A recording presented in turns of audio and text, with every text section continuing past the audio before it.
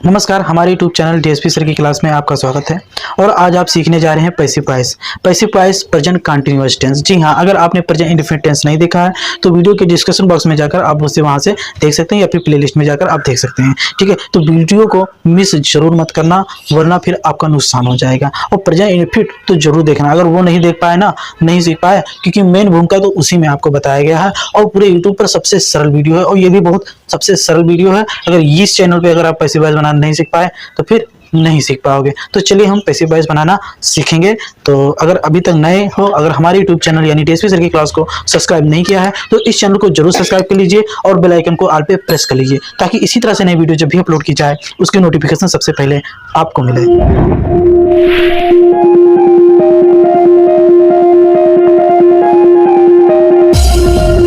चलिए वीडियो को स्टार्ट करते हैं। और जैसा कि आपको प्रेजेंट इंडेफिनिट टेंस में भी बताया गया था कि चेंजिंग वाला फार्मूला आपको पहले आना चाहिए। जैसे आपको बताया गया ही को बाय हिम में चेंज करना, इसको बिल्कुल रट्टा मान लीजिए, खर्राटा मारना, मतलब सोते हुए नहीं लेकिन अच्छे से मान लीजिएगा, रट्टा मान लो। सी को बाय हर में चेंज करेंगे, नाम है तो बाय नाम ही रहेगा, जैसे मोहन है तो बाय मोहन ही लिख देना, नेहा है तो बाय नेहा लिख देना। आई को बाय मी में चेंज करेंगे, बी को बाय अस में चेंज करेंगे, यू को बाय यू में ही रहेगा और दे को बाय दे में चेंज करेंगे। इतना आपको बिल्कुल रट्टा मार ही लेना भैया, तभी ये पैसिव वॉइस आपको हजम होगा, मतलब जान पाओगे। ठीक है, तो आपको प्रेजेंट कंटीन्यूअस टेंस अगर आपने पढ़ा है तो उसमें आपको पहचान बताया गया होगा कि इसमें क्या आता है, रहा है, रही है, रही है, रहे हैं, रहे हो, रहा हूं, रही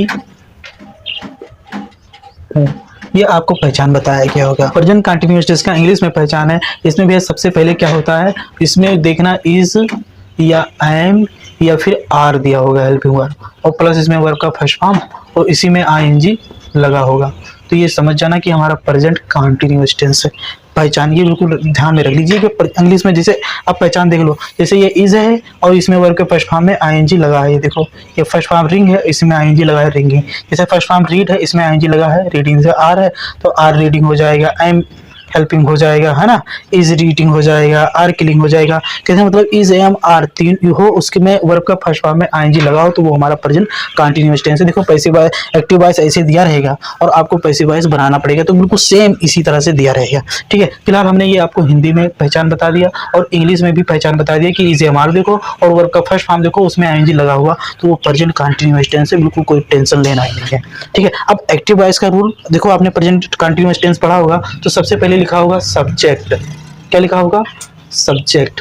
उसके बाद आपने लिखा होगा इज या एम या फिर आर। उसके बाद लिखते हैं वर्ब का फर्स्ट फॉर्म और प्लस आईएनजी प्लस ऑब्जेक्ट, अंत में लगाते हैं फुल स्टॉप। तो इस तरह से देखा होगा। जैसे एक सेंटेंस देख लेते हैं, जैसे मैं पत्र लिख रहा हूं, मैं पत्र लिख रहा हूं, तो ये हमारा एक टेंस है। तो यहाँ पर सब्जेक्ट क्या है, मैं की अंग्रेजी क्या हो जाएगा, आई।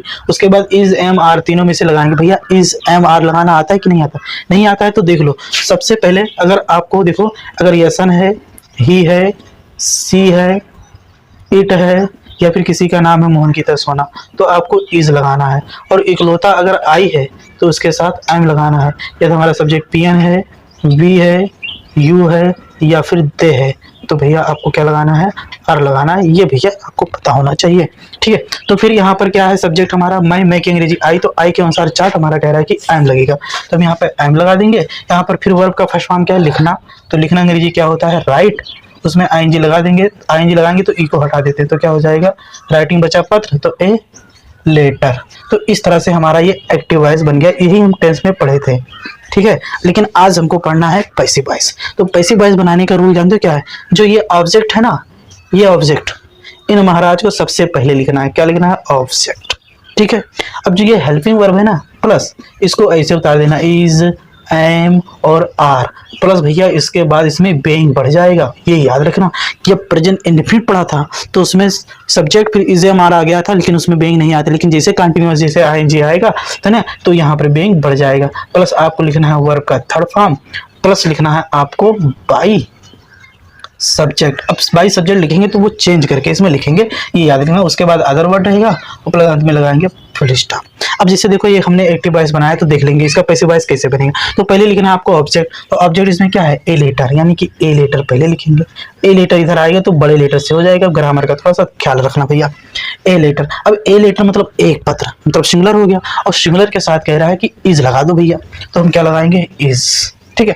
अब जो ये बेइंग, देखो इज हमारे तीनों में से एक लगाना था, तीनों में से एक, तो हमने इज को लगा दिया। अब ये जो बेइंग है ना, इनको वैसे उतार दो, समझो ये दहेज में मिले हैं। ठीक है, ये बेइंग उतार दिया। अब वर्ब का थर्ड फॉर्म यानी राइटिंग का थर्ड फॉर्म क्या होगा, रिटन, WRITTE है राइटन।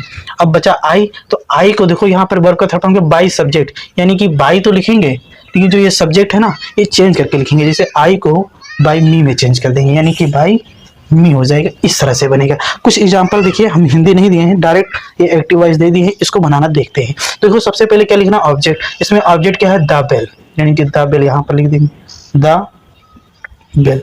अब यहाँ पर द बेल लगा है, इसका मतलब सिंगुलर है, नहीं तो बेल्स होता है ना, एस लगा होता, तो इसका मतलब ये सिंगुलर है। और सिंगुलर के साथ क्या लगता है, इस, तो हम इस लगा देंगे। अब जो ये बेइंग है भैया, ये इसको हम वैसे उतार देंगे, बेइंग, ये उतार दिया। अब आपको लिखना है वर्ब का थर्ड फॉर्म, यानी रिंग का आपको थर्ड फॉर्म याद होना चाहिए। जैसे रिंग, रेंग, रंग, थर्ड फॉर्म क्या होता है, रंग, RUNG, रंग। अब बचा बाई सब्जेक्ट, तो बाई लिखेंगे। अब यहाँ पर सब्जेक्ट क्या है, द प्यून, तो इसको इसे उतार दीजिए। देखो चेंजिंग वाला जितना है ये हमने लिख दिया है। अगर इसके अलावा अगर कोई आता है, बस कुछ नहीं करना है, वैसे पटक दो, बाई लिखकर द प्यून, है ना, ये बन गया। दूसरा सेंटेंस देखो, you are reading a book, तो इसमें ऑब्जेक्ट क्या है, अ बुक, यानी कि ऑब्जेक्ट लिखना है ए बुक, लिख दिया। अब एक बुक मतलब एक किताब सिंगुलर है ना, तो क्या लगेगा, इज लगेगा। अब जो ये बेइंग है ना भैया, इनको वैसे उतार देना है, बेइंग। ठीक है। अब इसके बाद वर्ब का थर्ड फॉर्म लिखना है। ये आपका पार्ट 1 चल रहा है, पार्ट 2 में आपको नेगेटिव सेंटेंस बताया जाएगा। ठीक है, थोड़ा सा एक एक बता रहे हैं, पहले अफर्मेटिव, फिर नेगेटिव, फिर इंट्रोगेटिव, एक एक इस तरह इसलिए बता रहे हैं कि आपको अच्छे से समझ में आ जाए। एक साथ खिचड़ी पकाएंगे ना तो ना इधर करोगे ना उधर करोगे, कुल मिलाकर समझ आपको नहीं आएगा, इसलिए आपको बता रहे हैं। तो बेइंग हो जाएगा। अब रीड का थर्ड फॉर्म भैया रीड ही होता है, रीड। अब बचा यू, तो इसको लिख देंगे बाई यू। तीसरा सेंटेंस हमारा यहाँ पर ऑब्जेक्ट क्या है, द बेगर्स है, यानी कि ऑब्जेक्ट लिखना है सबसे पहले आपको द बेगर्स, ऐसे जो ऑब्जेक्ट है उसी को सीधा ऐसे लिख देंगे, द बेगर्स, ऐसा लगा, ऐसा लगा। अब यहाँ पर बेगर्स है, इसका मतलब भिखारियों, ये प्लुरल है, तो प्लुरल के साथ देखो PN लिखा है, तो PN मतलब प्लुरल, तो क्या लगाओगे, आर, तो आर लगा दोगे। अब बेइंग है ना, इसको इसे उतार देना, ये बात की। अब जो हेल्प है ना, हेल्पिंग, इसका थर्ड फॉर्म क्या हो जाएगा, हेल्प, HELPED, हेल्प। अब बचा यहाँ पर बाई लिखेंगे, और यहाँ पर सब्जेक्ट क्या है, आई एक्टिव वॉइस में, तो इसको भैया चेंज कर देंगे हम, आई को बाई मी में, यानी कि बाई मी, ये बन गया। देखा। दूसरा है सी इज, मतलब अगला है सी इज ईटिंग एन एप्पल, यानी एन एप्पल मतलब एक से, ऑब्जेक्ट हमारा क्या है, सिंगुलर है, तो ये लिखेंगे एन एप्पल। इज है, इसको ऐसे उतार देंगे क्योंकि सिंगुलर है, इज। अब बेइंग को वैसे उतार देंगे, ये बेइंग। अब ईट का थर्ड फॉर्म क्या हो जाएगा, ईटन। अब यहाँ पर सी है, तो सी को चेंज करेंगे भैया, किस में चेंज करेंगे, सी को बाई हर में चेंज कर देंगे, यानी कि बाई हर, यानी एक्टिव वॉइस का जो सी है इसको बाई हर में चेंज कर देंगे। ठीक है। अगला सेंटेंस है यू आर किलिंग हिम। अब ये याद रखना है, ये हिम दिया है, तो हिम को तो हाँ इसे पटक नहीं देंगे, तो हिम लिखेंगे, तो हिम के साथ हम क्या लगाएंगे, नहीं होगा ना, इसलिए ये ऑब्जेक्ट ना, इसको यहाँ लिखेंगे ऑब्जेक्ट, लेकिन इसको हिम को हिम में चेंज कर देंगे। ऐसे हर रहे तो सी में चेंज कर दीजिए, नाम है तो नाम ही रहेगा, मी को आई में चेंज करेंगे, अस को बी में, यानी कि ये दूध है, ये समझो दही है, तो दूध से दही बना है, आवश्यकता पड़ने पर हम दही से दूध फिर बना देंगे। ठीक है, फिर वही रूप में दे देंगे, यानी कि ये हिम है तो इधर आ जाएगा, क्या हो जाएगा, ही हो जाएगा। और ही के अनुसार चार्ट कह रहा है कि इज लगाओ, सबको पता है इज। अब जो बेइंग है ना, इसको इसे उतार देंगे, बेइंग।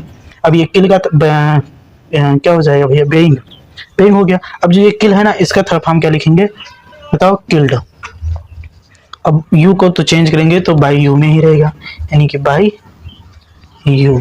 तो इस तरह से हम पैसिव वॉइस बनाएंगे। उम्मीद है वीडियो अच्छी लगी होगी और आपको समझ में आया होगा। नहीं समझ में आया, एक बार वीडियो को फिर से देख लेना, तो आपको समझ में आएगा। फिर भी नहीं समझ में आ रहा है तो कमेंट सेक्शन में जरूर कमेंट कीजिएगा, हम आपको बताने का जरूर प्रयास करेंगे। तब तक के लिए चैनल को सब्सक्राइब जरूर करें ताकि आने वाली वीडियो की नोटिफिकेशन सबसे पहले आपको मिले।